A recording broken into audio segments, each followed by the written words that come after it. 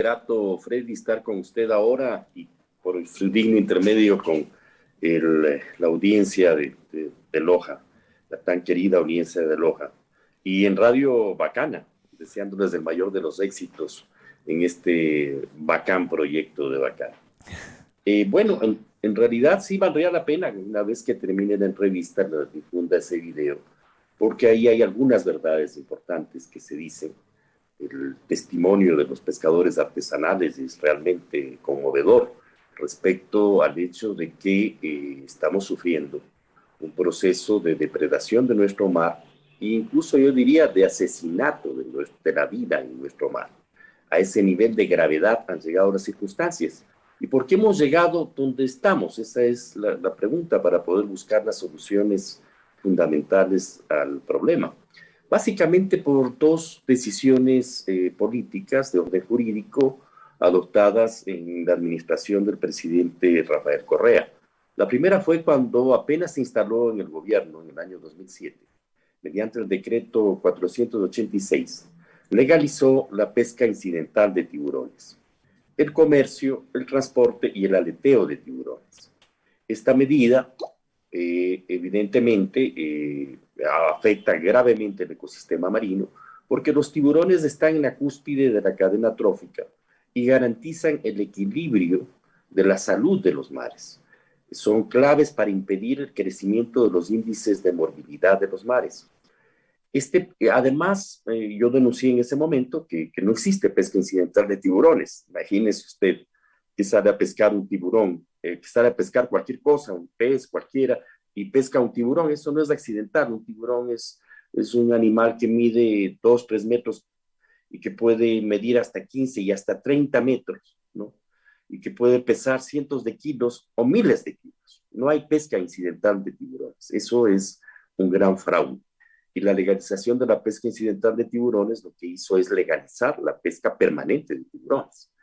El proceso de depredación es gigantesco. En ese video que ustedes van a ver, los científicos consultados sobre la materia denuncian que el buque chino que fue detenido en las inmediaciones de la Reserva Marina de Galápagos el año 2017 encontraron 7,000 tiburones que estaban ocupando apenas la cuarta parte de la capacidad de refrigeración de ese barco.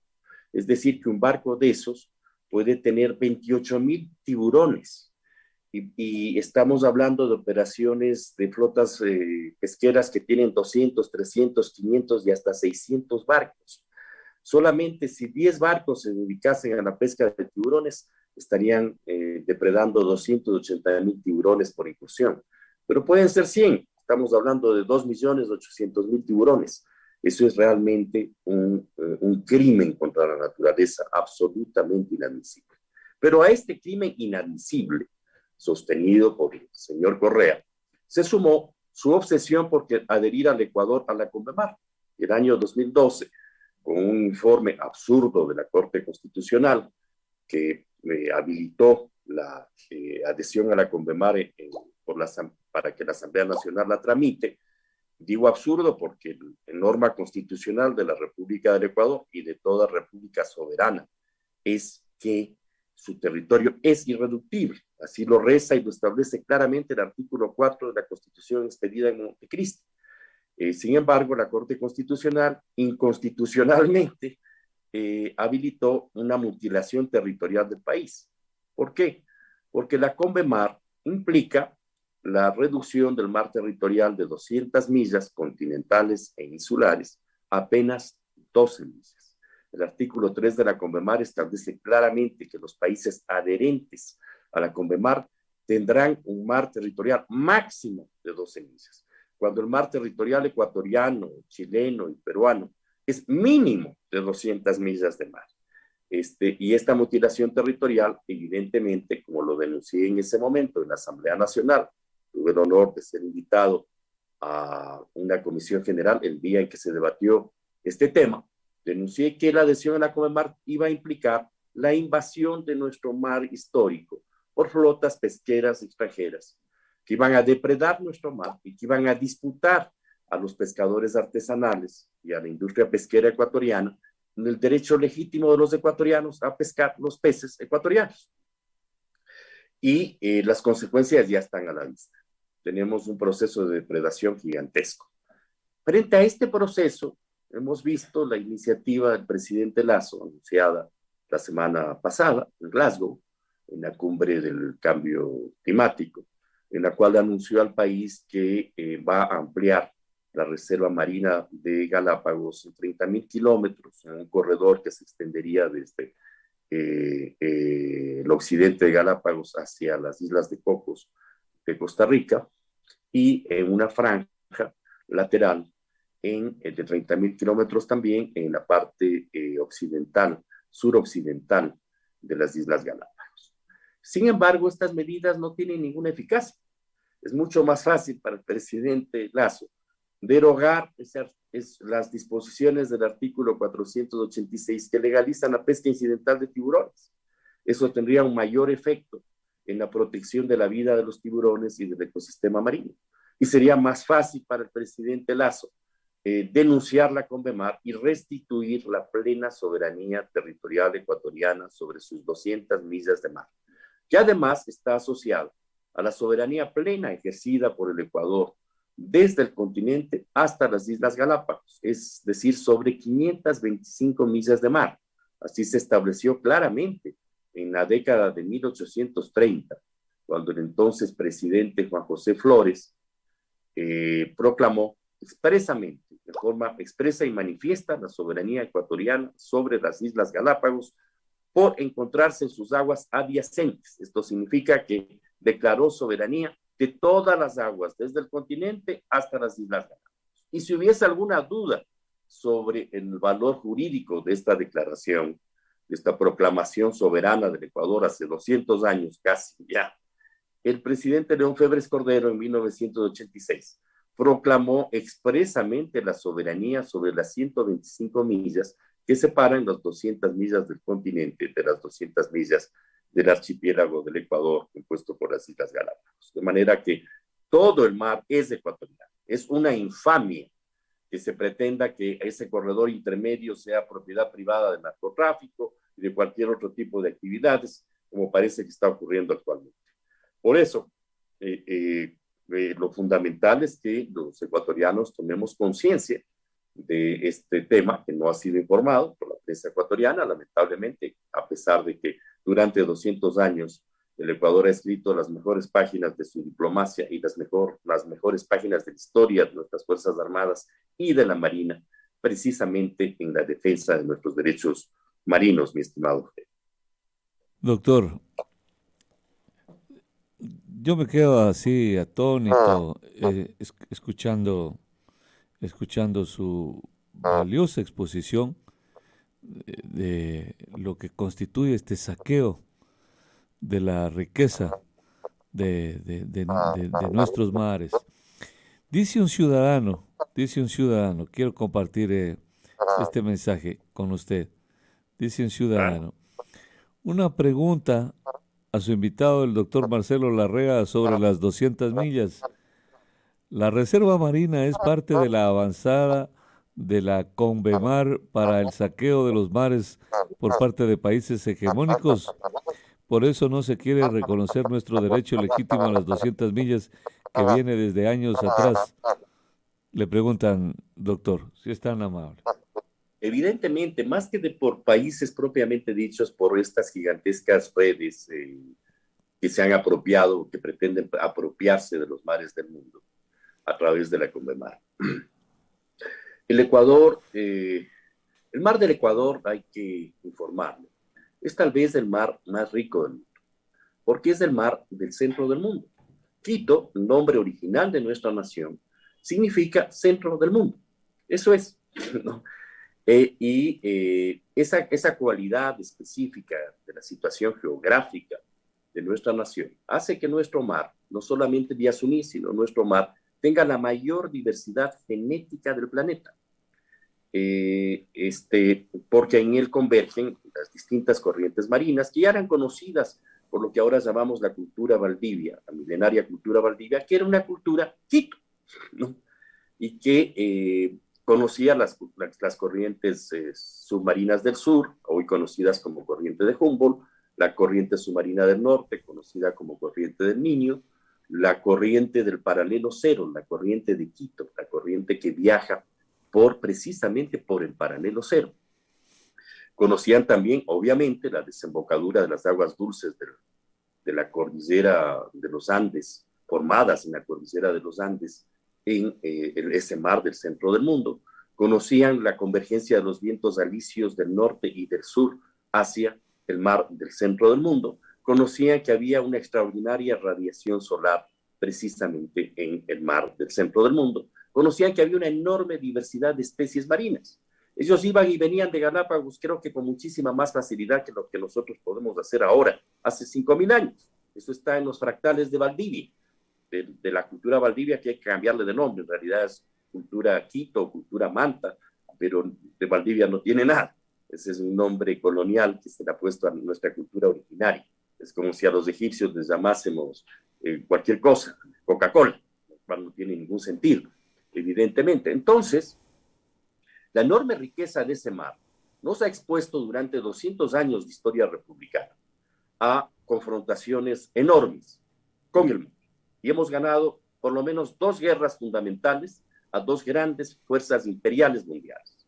La primera en 1830 al Imperio Británico y la segunda en 1971 a Estados Unidos. Cuando el presidente Flores declaró la soberanía sobre las Islas Galápagos, las islas tuvo que hacerlo porque las islas estaban ocupadas por los corsarios y piratas ingleses. Tuvo que hacerlo porque Inglaterra presionó en las negociaciones de la deuda inglesa para que se le cargue al Ecuador con el mayor peso de la deuda inglesa para canjear las Islas Galápagos por la deuda inglesa. Esa es la verdad. Y Flores designó al general José de Villamil, general del Ejército Libertador, general de batallas, no general simplemente de charreteras, y que había sido compañero del libertador Simón Bolívar. Y el general Villamil, que es uno de los héroes fundamentales de la historia republicana, libró una batalla de 7 años por la recuperación de las Islas Galápagos, y las recuperó plenamente. Es por eso que todavía hay islas Galápagos, hay islas en el archipiélago del Ecuador que tienen nombres ingleses, y todas tienen un nombre inglés subalterno al nombre en español. Ganamos una guerra de esa magnitud a la potencia imperial más importante del mundo en esa época, una vez que España había sido derrotada por la revolución independentista sudamericana. Pero también le ganamos a Estados Unidos. La guerra con Estados Unidos, la guerra del Atún, se extendió durante 8 años, entre 1963 y 1971. Empezó cuando el gobierno del presidente Arosemena Monroy detuvo buques estadounidenses pescando en las aguas territoriales del Ecuador. Esa fue la causa por la que el presidente Arosemena fue depuesto. Hay todo un informe de un ex agente de la CIA que denunció las operaciones de la CIA en Ecuador, Philip H., que denuncia que Carlos Julio Arosemena fue depuesto por un golpe de Estado programado por la CIA. El motivo de ese golpe lo denunció Carlos Julio Arosemena él mismo en la Asamblea Constituyente de 1967, fue su negativa a devolver los barcos por la presión ejercida por el Fondo Monetario Internacional y Estados Unidos, porque señaló categóricamente que la soberanía de una nación no se vende ni se negocia. Y vinieron los militares, la Junta Militar suscribió un acuerdo secreto con Estados Unidos, conocido como modus vivendi, que ni siquiera se llegó a firmar. Fue un acuerdo mediante memorándums diplomáticos entre las embajadas y el Departamento de Estado y la Cancillería ecuatoriana, mediante el cual se les autorizó pescar en nuestras aguas territoriales y seguramente se les devolvió los barcos que habían sido detenidos antes de que ellos, mediante el golpe de Estado del 11 de julio del 63, asuman el poder. Cuando el Ecuador conoció que había existido ese modus vivendi, ¿sabe lo que ocurrió, Freddy? Colapsó la dictadura militar, se derrumbó la dictadura militar, cayó la dictadura militar. La misma Junta Consultiva de Relaciones Exteriores, que en esa época la presidía aquel famoso personaje de la política ecuatoriana, Julio Córdoba, dispuso que se denuncie el modus vivendi con Estados Unidos. El último canciller de la dictadura militar denunció el modus vivendi con Estados Unidos. La Asamblea Constituyente que sobrevino sancionó al canciller de la dictadura militar, Clemente Ponce, con la degradación total de sus rangos diplomáticos y a los 4 generales de la dictadura militar con la degradación militar completa, porque consideró esa asamblea que fue un acto lesivo, un acto en realidad de traición a la patria, la suscripción de ese modus vivendi, no la suscripción, la adopción de ese modus vivendi para hablar con propiedad. Y el presidente Clemente Lleró Vindaburo, cuando asumió el poder en 1966, introdujo en el Código Civil un conjunto de normas expresas fundamentales ratificando la soberanía territorial ecuatoriana sobre 200 millas de mar en el continente y en el archipiélago, y ratificando la soberanía ecuatoriana sobre las plataformas submarinas y los zócalos submarinos, es decir, fundamentalmente sobre la cordillera submarina de Manta, conocida en la geología colonial como Cordillera de Carlos, que es además una estructura geológica extraordinariamente rica, tal vez la más rica del planeta. Y también estableció expresamente la soberanía aérea sobre esas 200 millas de mar, en base a la Declaración de Santiago de 1952, inclusive. ¿Y qué es lo que está ocurriendo ahora? Que cuando nos están invadiendo nuestro territorio marino, la actual Asamblea Nacional y el presidente Lazo se van adelante una reforma del Código Civil para reducir ese mar territorial nuestro, subordinándose a la Convemar de 200 a 12 millas, expresamente en el Código Civil, y para renunciar a nuestra soberanía aérea sobre 188 millas, y para renunciar en consecuencia sobre nuestros derechos espaciales sobre esas 188 millas, que significan la mayor parte del territorio de la República del Ecuador, porque esas 180 millas representan más de 1.000.000 de kilómetros cuadrados, es decir, 4 veces del territorio continental. Estamos frente a estos sucesos, en tanto gigantescas flotas pesqueras extranjeras están depredando nuestras mares. Entonces, tenemos que ponernos de pie, tenemos que exigir al presidente Lazo que denuncie la Convemar y exigir a la Asamblea Nacional que denuncie la Convemar y nos lleve adelante esta clarísima política de traición a la patria, que es absolutamente inadmisible para todos los ecuatorianos y que tiene consecuencias gravísimas en los equilibrios del ecosistema marino, que también tiene consecuencias evidentes en los problemas del equilibrio climático del planeta, porque no nos olvidemos que precisamente son los vientos el elemento sustancial del equilibrio climático, y que los vientos alisios del norte y los vientos alisios del sur, que se encuentran en el paralelo cero, en el punto Quito del globo terráqueo, en nuestro mar, inciden decisivamente en el equilibrio del clima en el planeta.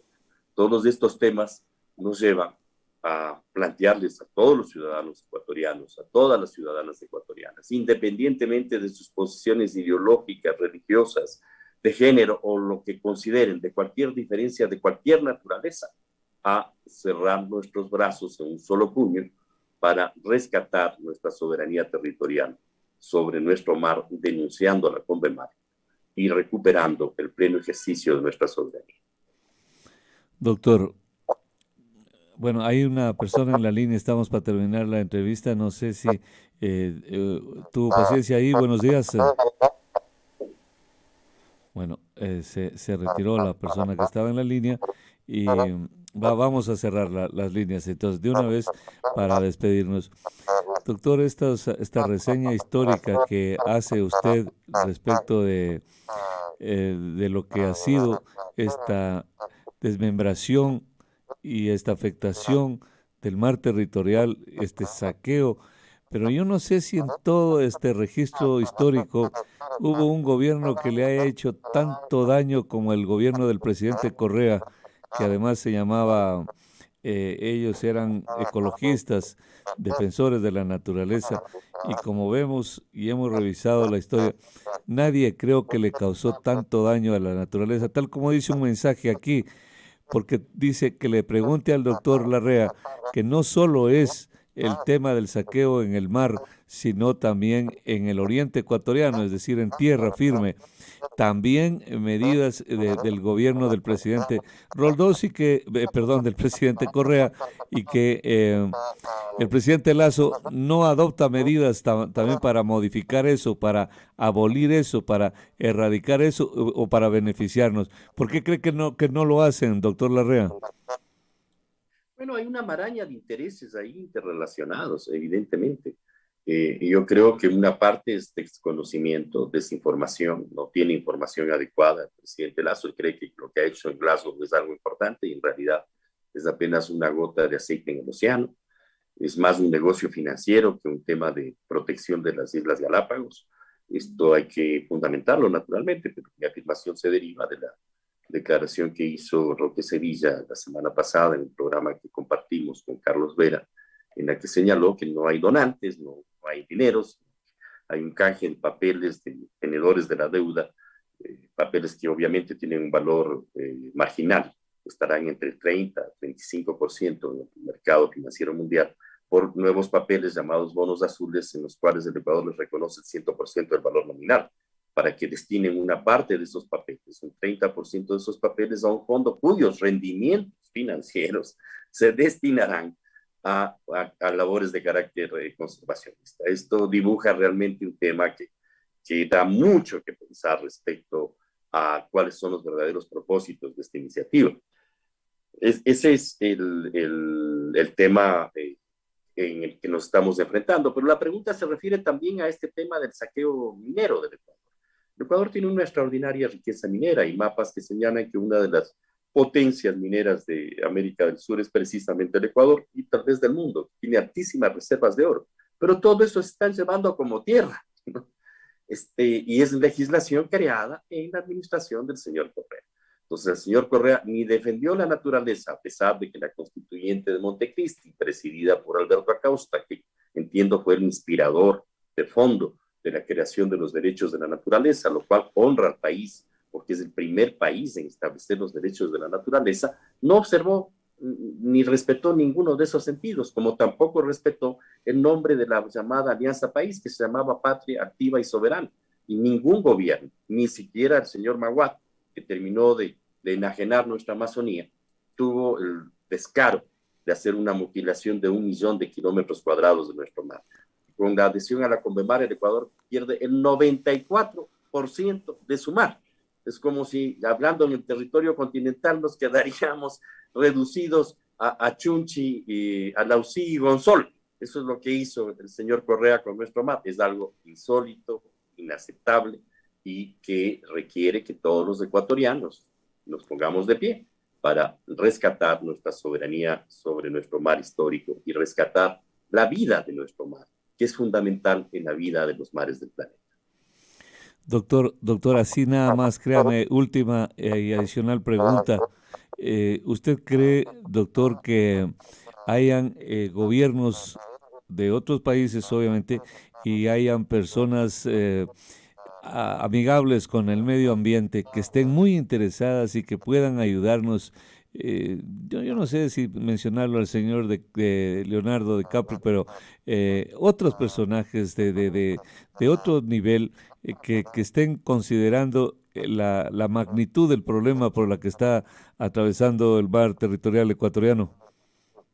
Evidentemente sí, porque estos problemas que han despertado una conciencia en el mundo respecto a los riesgos del cambio climático, hay un informe del Foro Económico Mundial que estoy recibiendo que señala que en la pandemia se pudo verificar que la reducción de CO2 por las emisiones de CO2 por los automóviles es realmente marginal, sostienen ellos, que es apenas un 8%.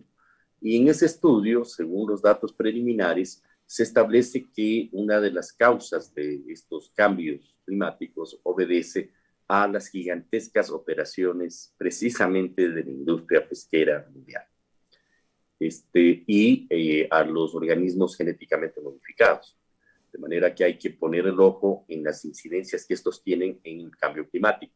Y es evidente que si algo tiene incidencia directa en el clima del planeta es el comportamiento y la vida de los mares.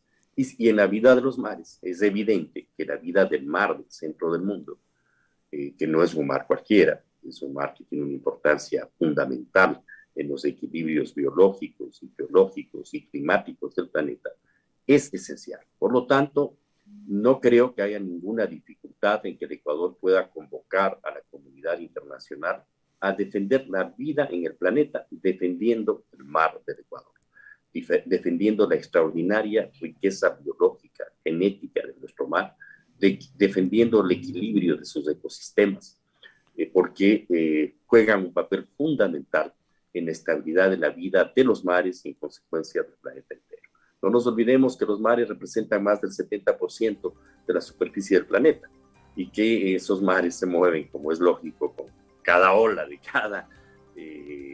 cada océano, de cada mar, con el viento, y que el viento es el elemento sustantivo en el equilibrio del clima planetario. Por lo tanto, no veo ninguna dificultad de que esto ocurra. Y además hay antecedentes históricos fundamentales.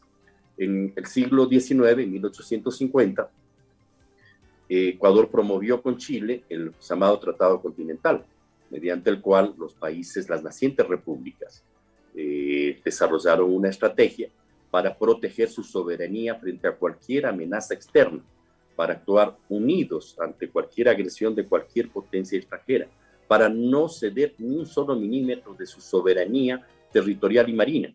En esa declaración, en ese tratado continental, se estableció además que cualquier buque extranjero que esté pescando sin la autorización de nuestros gobiernos, de nuestras repúblicas, en sus aguas territoriales, deberá ser tratado como buque pirata.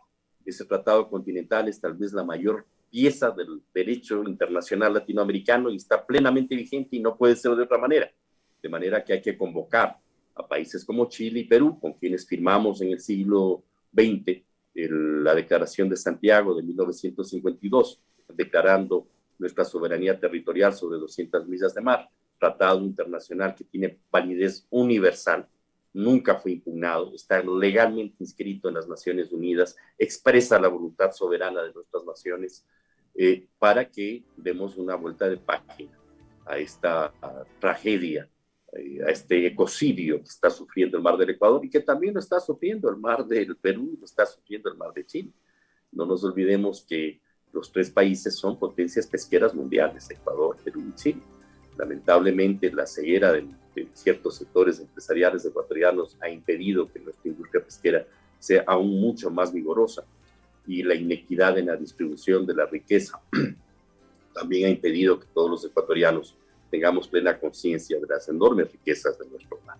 Tan grandes que la magnitud que nos están robando, Freddy, estas flotas extranjeras, está fácilmente sobre los 80.000 millones de dólares anuales, ¿no? Y quieren hacer un programa de canje de deuda para que se queden 14 millones en actividades conservacionistas en Galápagos. Es ridículo.